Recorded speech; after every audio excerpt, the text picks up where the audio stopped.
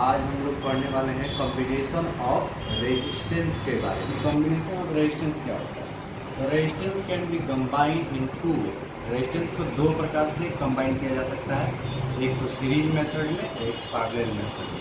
ठीक है, तो अगर जैसे मान लो कि हम अगर किसी सर्किट में रेजिस्टेंस को कंबाइन कर रहे हैं, तो अगर हम लोग सीरीज में अगर कंबाइन करते हैं तो वो इस प्रकार से करते हैं।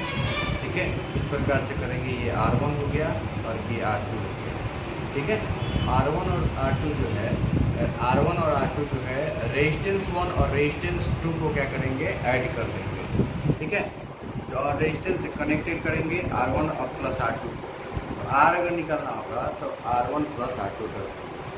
अगर जैसे यहाँ से करंट दिया गया A पॉइंट से इनपुट करंट जा रहा है, तो A पॉइंट से जाते जाते R1 रेजिस्टेंस यहाँ पर जुड़े हैं, R2 रेजिस्टेंस जुड़े हैं, और यहाँ पे B पॉइंट पर भी B पॉइंट तक ये इसका आउटपुट हो गया। ये A पॉइंट पर इनपुट हो गया और इसका B पॉइंट पर आउटपुट हो गया। अब देखो, इसमें वोल्टेज जो है अलग अलग होता है। R1 के लिए इसका वोल्टेज V1 हो जाएगा और R2 के लिए वोल्टेज V2 हो जाएगा।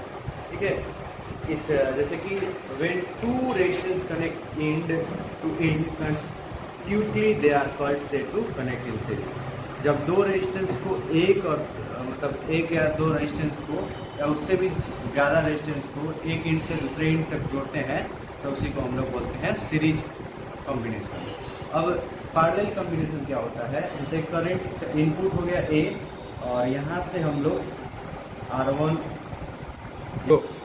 देखिए यहाँ पर फिगर हम लोग रेजिस्टेंस सीरीज वाले पर देखिए कैसे बनाए हैं।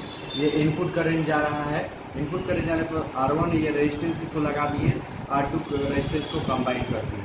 ठीक है, B पॉइंट से आउटपुट क्या हो रहा है, करंट फ्लो कर रहा है। अब यहाँ पे V1 इसके लिए करंट इसमें सेम होगा, करंट में कोई वैरी नहीं होगा, लेकिन वोल्टेज में V1 ये पोटेंशियल डिफरेंस इसका इसके लिए रेजिस्टेंस 1 के लिए V1 हो जाएगा और R2 के लिए V2 हो जाएगा। जैसे कि इसमें अगर टोटल रेजिस्टेंस निकालना है तो R equal to R1 plus R2 कर देंगे, रिजल्टेंट रेजिस्टेंस निकल जाएगा। अब दूसरा है पैरेलल कॉम्बिनेशन। पैरेलल कॉम्बिनेशन में क्या करते हैं, वोल्टेज कांस्टेंट रहता है, वोल्टेज में कोई परिवर्तन नहीं होता है। ठीक है, लेकिन इसमें इस फिगर में देखिए A करंट इनपुट है और यहाँ से I करंट क्या कर रहा है, फ्लो कर रहा है। ठीक है, I करंट फ्लो करने के बाद यहाँ से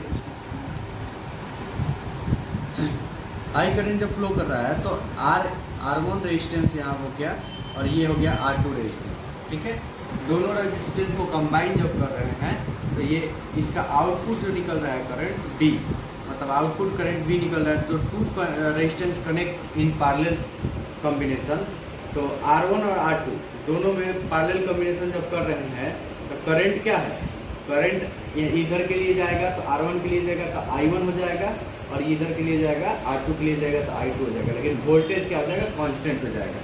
ठीक है, जैसे हम लोग घर का वायरिंग पैरेलल कॉम्बिनेशन में क्यों करते हैं, क्योंकि घर के वायरिंग पैरेलल कॉम्बिनेशन में इसलिए करते हैं कि जैसे कि सीरीज में अगर करते हैं तो एक स्विच पर क्या होता है, सारे बल्ब बंद हो जाता है, लेकिन एक स्विच पे सारे जितने भी घर में एप्लियंस मतलब यूज कर रहे हैं, इलेक्ट्रिक एप्लियंस, वो सारे बंद हो जाते हैं। लेकिन हम लोग पैरेलल में रखते हैं तो उसका एक एक करके स्विच दिया रहता है। अगर फैन चलाना है तो फैन का ही स्विच ऑन करेंगे, अगर बल्ब जलाना है तो बल्ब का ही स्विच ऑन करेंगे, लेकिन सीरीज में ऐसा नहीं होता है। जैसे कि शादी विवाह में हम लोग देखते हैं कि सीरीज में क्या होता है कि जो जनरेटर होता है उसमें एक ही स्विच रहता है, एक ही स्विच से सारे LED बल्ब को जलाया जाता है, डेकोरेट किया जाता है। जितने भी डेकोरेट बल्ब होते हैं वो एक ही स्विच से रहता है, और जब एक फ्यूज होता है तो सब बंद हो जाते हैं। ठीक है, इसीलिए घर में सीरीज कॉम्बिनेशन का यूज़ नहीं करते हैं, पैरेलल कॉम्बिनेशन का यूज़ करते हैं।